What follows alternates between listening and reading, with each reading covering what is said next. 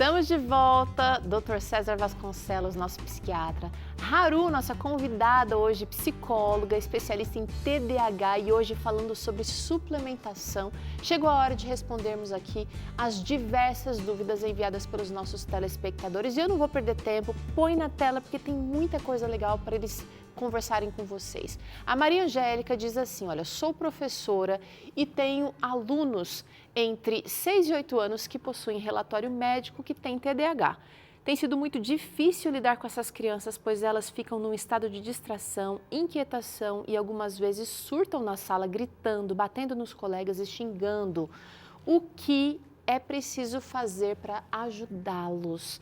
Haru, com você, essa é uma realidade, eu tenho vizinhas, amigas que passam exatamente isso que a nossa telespectadora mandou. A Maria Angélica. Eu já peguei também turmas assim bastante problemáticas, tivemos que fazer um trabalho individualizado. Porém, ela como professora, né, que é o caso é da professora, como professora ela realmente fica um pouco mais limitada, porque essas crianças precisam de um tratamento, de um olhar especializado. As crianças que eu digo que têm o TDAH. Agora, se são crianças que não têm diagnósticos e estão com problemas de comportamento, daí ela vai ter que lançar mão de técnicas ali para conseguir fazer outros recursos. Mas focando aqui na questão dos neurodivergentes, das crianças que têm realmente um problema neurobiológico e por isso desencadeia num comportamento muito ruim, né, difícil de lidar e tudo mais, aí a orientação seria realmente para que encaminhasse para os profissionais conseguirem fazer esse tratamento individualizado em cada uma dessas crianças. Eu acho que as escolas, os professores estão todos tentando se adequar. Falta talvez assim orientação, falta conhecimento sobre o assunto. Por isso que você tem trabalhado arduamente para disseminar conhecimento, né, Haru? Exatamente. E também é importante que os profissionais, os professores e tudo mais tenham um olhar assim, além de cuidadoso, claro, paciente também, né? Paciente ao mesmo tempo assim, saberem impor ali as regras, serem firmes e tudo mais, mas também terem essa misericórdia com a criança que foi diagnosticada, por exemplo, com TDAH ou TEA, neurotípica, e aí ela chega na tua aula, ela tem um comportamento muito ruim, muito difícil de lidar, porque está atrapalhando os outros, então assim, essa professora, ela vai precisar realmente ter uma dose mais de paciência, de cuidado, de carinho com aquela criança em específico. Desafiador. Tem uma outra pergunta agora que eu quero trazer aqui, vamos ver. Quem está falando com a gente agora não se identificou, mas diz assim, dá para ter sucesso na vida mesmo tendo TDAH? Claro que dá, nós temos aí... Claro que dá, né? Porque pode aprender tanta coisa, né, Haru? Sim. Aprender a lidar com o comportamento, com a impulsividade, com a desatenção, isso é uma coisa modificável até certo grau. Então, claro que dá para ter sucesso. E nós temos também aí na sociedade muitas personalidades expressivas, né, na sociedade que foi diagnosticado com TDAH e que temos aí campeão olímpico de o Phelps, natação, né? Ele já fez acho que uma entrevista dizendo que tinha TDAH e ele é excelente nadador, inclusive ele foi para a natação, acho que por orientação, né, médica, para ajudar a fazer essa contenção, né? Parte da terapia. Parte da terapia, e se tornou campeão olímpico. Então você pode realmente pegar inclusive o hiperfoco do TDAH e transformar aquele hiperfoco num grande trunfo daquela pessoa, né? Num super talento, explorar bem aquilo. Grandes especialistas são muitas vezes neurodivergentes. Olha essa, doutor César, olha essa. A Márcia está dizendo, quem tem TDAH já nasce ou pode desenvolver durante a vida? A ciência fala que TDAH é uma doença que tem uma base genética forte. Né? Se os pais, o pai ou a mãe teve ou tem TDAH, então a chance do filho ter é de 2 a 10 vezes maior do que na população em geral. Então, a pessoa já nasce com alguma alteração neurobiológica e que vai prejudicar e vai aparecer os sintomas. Agora é fato, a gente explicou no programa aqui, que pode ser piorado, agravado com um estilo de vida que não favorece, tá bom? Próxima pergunta diz o seguinte, existe alguma técnica para controlar a impulsividade nas conversas, Haru?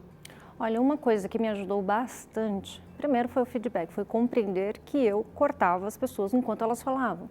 Quando eu entendi, quando eu comecei a ter esse retorno, principalmente a família, né, que geralmente fala, ai, você está falando demais, matraquinha, não sei o quê, vitrolinha, que era o meu apelido, inclusive, quando eu era criança. Quando eu comecei a perceber o quanto isso era ruim, desgastante para as pessoas que estavam comigo, porque muitas vezes eu monopolizava a conversa e tudo, cortava, se eu via que alguém tinha dificuldade, eu já ia lá e terminava. O pensamento era tão acelerado que a pessoa mal terminou a frase, eu terminava a frase para a pessoa, o que você quer dizer isso, sabe? Essa ânsia, né? Então, o que me ajudou muito é realmente, praticamente, hiperfocar em prestar atenção se aquela pessoa conseguiu interagir, se aquela pessoa conseguiu, em algum momento, sinalizar que ela está compreendendo. Então, eu sempre obrigo a outra pessoa a falar, a participar do diálogo. Então, eu pergunto, você está conseguindo compreender? O que você entendeu disso que eu disse? Entende? E aí, ouvir mesmo aquela pessoa. Parar, escutar tudo, ver se realmente ela entendeu. Fiz essa checagem. Beleza, tive feedback. Então, prestar atenção nas rodas de conversa, se todo mundo está conseguindo conversar. Se alguém está muito quieto, você vai lá e pergunta, fulano, traz uma pergunta para que a pessoa consiga interagir. Então, sempre buscar fazer essa dinâmica de passar o bastão para todo mundo. É importante também, sempre que uma pessoa com TDAH, que tem esse perfil mais impulsivo, quando ela conseguir perceber que ela teve uma atitude impulsiva, seja, por exemplo, corta a frase do outro, ela até pode comentar, nossa, cortei a tua frase, desculpe, pode terminar seu pensamento. Perfeito. Então, elogia essa pessoa, né? Elogia essa criança. Olha que legal, você conseguiu parar e pensar naquilo que você fez, porque o elogio vai ser um incentivo para ela poder trabalhar com ela mesma. Um reforço que o cérebro vai captando e vai tentando funcionar daquele jeito. Próxima interação, quem fala com a gente é a Maria José, ela pergunta, gente, meu filho depois dos 30 anos descobriu que tem TDAH. Será que ainda tem tratamento? Claro que sim, tudo isso que dissemos aqui, né? Pode ser um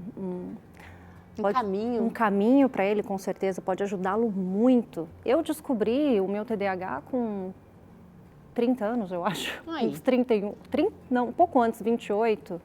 Mais ou menos uns 28 anos. Geralmente o TDAH no adulto é um TDAH que não foi diagnosticado antes e, portanto, não entrou com tratamento quando era criança e aparece lá de forma mais evidente na vida adulta por alguma razão, né? Mas sim, o tratamento é eficaz também para ajudar a fazer essa psicoeducação. Independente da etapa da vida, pode descobrir com 70 anos. Tá bom, vamos ver a próxima. Quem está com a gente? É anônima essa pergunta, como parar de me culpar por não conseguir fazer as coisas direito? Essa pessoa tem o diagnóstico do TDAH? Não fala, né? Então, se ela tiver o diagnóstico do TDAH, o diagnóstico em si já ajuda muito, alivia muito esse sentimento de culpa, porque ela consegue compreender que, na verdade, não é porque ela é uma pessoa má, incompetente, ruim, ela não faz aquilo premeditadamente. Aquilo ali é uma situação que é uma incapacidade cerebral que vai ajudar ela a agir com compaixão. Se ela tem dificuldade de agir com compaixão com ela mesma, é importante estar em tratamento, em terapia, porque isso vai ajudar a trabalhar essa questão emocional, que realmente é importante ser vista. E faz parte também da saúde, não é? E uma coisa paradoxal é que quando a gente aceita uma limitação que a gente tem, essa limitação pode até diminuir, né? Porque quando a gente não aceita, a gente fica brigando com a gente mesmo, se depreciando. Então, se você, que mandou a pergunta, tem um diagnóstico de TDAH, como o Haru disse, então você precisa aceitar que tem um transtorno, tem um cérebro que é diferenciado, né? E que, por isso, você não precisa ficar se depreciando, se desvalorizando, se atacando por causa disso. Inclusive você mesma, quando você conseguir ter um controle de uma desatenção ou de uma hiperatividade ou uma impulsividade, quando você conseguir ter, você elogia você mesmo, né? Que legal, consegui, puxa, eu acho que eu posso conseguir outras vezes também. Olha essa interação, gente, vamos ver na tela. A Bruna está dizendo o seguinte, eu tenho um filho de 11 anos que é super distraído, não consegue se concentrar. O que posso fazer para ajudá-lo? Onde posso buscar um diagnóstico? Se realmente se tratar de TDAH, neuropsicólogo, psiquiatra, psicólogos, né, especializados em diagnóstico, para começar por aí. A investigação. A investigação, descobrir o que tem. Concomitantemente, você vai usar também tudo isso que foi falado aqui no decorrer do programa, né? Atividade Os 8 remédios naturais, pôr essa criança para fazer atividade física, gastar energia, se concentrar em alguma coisa, desenvolver as habilidades de interesse que essa criança tem, a suplementação se for realmente necessário, talvez a medicação, enfim, é tudo que conversamos aqui. E também é importante em casa você colocar uma organização para essa criança. Olha, você pode brincar nesse cantinho, mas naquele ali você não pode. Olha, os brinquedos ficam nessa prateleira, mas não nessa aqui. Então você dá um certo parâmetro para essa criança, né? E volta a falar de novo, você vai elogiar essa criança em vez de criticar. Então, vamos supor, ela é hiperativa, é agitada, foi assistir um filme lá na televisão e tomar o suco, usou 8 copos para beber o suco, em vez de usar só o mesmo. Aí desses 8, a mamãe fala assim, bota na pia lá para depois eu lavar. E dos 8, pega só 3 para botar na pia e tal. Então, olhe para essa criança e fala assim, ó, que legal, tinha 8 copos ali, você usou 8 e você conseguiu pegar 3 e botar dentro da pia. Que legal, ajuda a mamãe a pegar os outros 5. Então você elogia o que ela conseguiu, não deprecia o que ela não conseguiu e incentiva ela a fazer. Né? Então isso vai ajudando a mudar. Uma comunicação assertiva e um reforço positivo. Tem mais. Vamos trazer aqui na tela do Vida e Saúde que ainda dá tempo. Olha, como explicar para minha família que eu não sou só preguiçoso? O estigma é bem forte. Se ele realmente tem o diagnóstico de TDAH, por si só, envia este programa para a tua família assistir, para que ela consiga compreender que, se você realmente foi diagnosticado com TDAH, para que ela consiga compreender, já no início do programa, o Dr. César explicou muito bem que é um problema neurobiológico, faz parte ali também da química cerebral, então não é só uma questão comportamental. Então vai ser importante que eles compreendam com mais profundidade do que realmente se trata o transtorno.